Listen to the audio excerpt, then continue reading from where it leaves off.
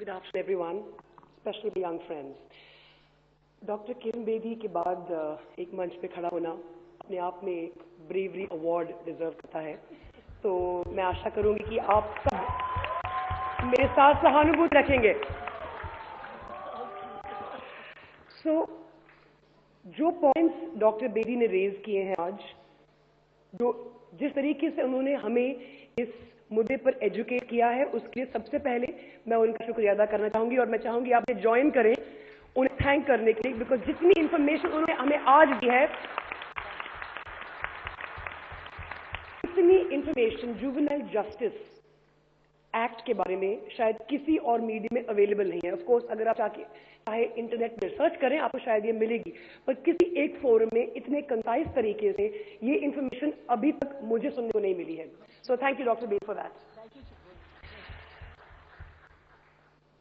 Juvenile justice care and protection act 2000 ये enact की गई थी एक थॉट प्रोसेस के साथ। वो ये थॉट प्रोसेस था कि जो जुवेनाइल्स होते हैं उनके पास नेसेसरी मेंटल एलिमेंट नहीं मौजूद होता एक क्राइम कमिट करने के लिए। जैसा डॉक्टर बेदी ने अभी कहा, क्योंकि 3 वर्गों में जुवेनाइल क्राइम और जुवेनाइल एज को डिवाइड किया गया है, I think it's suffice to say जो सबसे ओल्डर एज ग्रुप है जुवेनाइल्स का, वो शायद वो अलाउंस जो हम देते हैं जुवेनाइल होने का या बच्चा होने का, उनको लागू नहीं होता है। ये मेरा मानना है। Law of the land is based on what is known as the theory of deterrence. Punishment इस प्रकार की होनी चाहिए कि आगे कोई ऐसा कभी भी ऐसा क्राइम कमिट नहीं करे। 16 दिसंबर के बाद भी जुवेनाइल क्राइम्स की रिपोर्टिंग होती आ रही है। हाल ही में बंबई में शक्ति मिल्स कंपाउंड में ये घिनौनी हरकत दोबारा हुई, उसमें भी परपेट्रेटर एक जुवेनाइल भी था। क्लियरली जो थ्योरी ऑफ डेटरेंस है लॉ की, जो एक जुवेनाइल को डेटर करनी चाहिए, वो इनइफेक्टिव है। पहले भी एक केस रिपोर्ट किया गया था अखबार में, जहां पर एक जुवेनाइल जो 17 साल का था क्राइम कमिट करते वक्त, उसने एक 6 साल की लड़की के साथ बलात्कार किया और उसे टुकड़े टुकड़े में काट कर उसकी बॉडी को फेंक दिया। जब वो 3 साल बाद युवा होकर बाहर आया, उसने जाके उस लड़की के परिवार को ये बताया, अब तुम मुझसे डरना, वापस आ गया हूं और तुम्हारी दूसरी बेटी के साथ भी मैं यही करूंगा। तो clearly theory of deterrence is not working. Clearly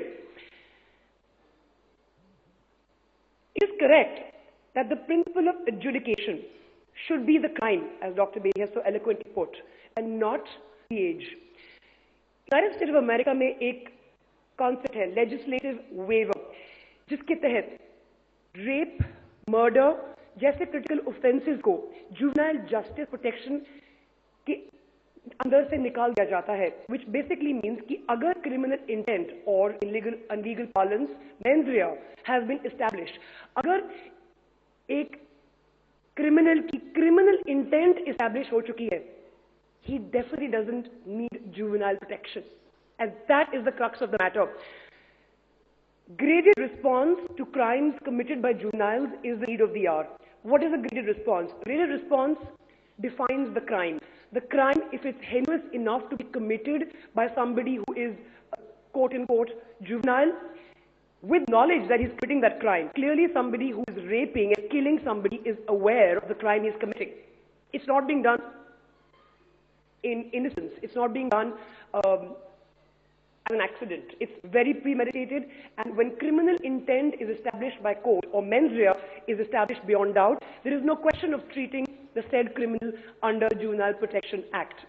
My closing comments on this would be, क्योंकि आप सब यहाँ जो मौजूद हैं अगली इलेक्शन में वोट करेंगे? That doesn't really sound like a unanimous yes. Yes? But before that, you have to register to vote, so don't forget that. You are the future lawmakers of this country, and it's entirely on your shoulders that this responsibility rests. The Juvenile Justice Care and Protection Act needs an amendment. I think we're quite clear about that. There needs to be a graded response, something along the lines of what the United States has, a legislative waiver which removes certain heinous crimes from under juvenile protection. And ultimately, I think the important thing here is that the theory of deterrence must not be compromised. एक criminal को कभी भी ऐसा नहीं लगना चाहिए कि वो क्राइम करेगा, उसके रिकॉर्ड पर भी नहीं आएगा, 3 साल बाद वो बाहर आ जाएगा, फिर से क्राइम करेगा. I leave you with these thoughts. I rest my case. You are the future lawmakers of this country. You are the future of this country. The future is in your hands. Thank you.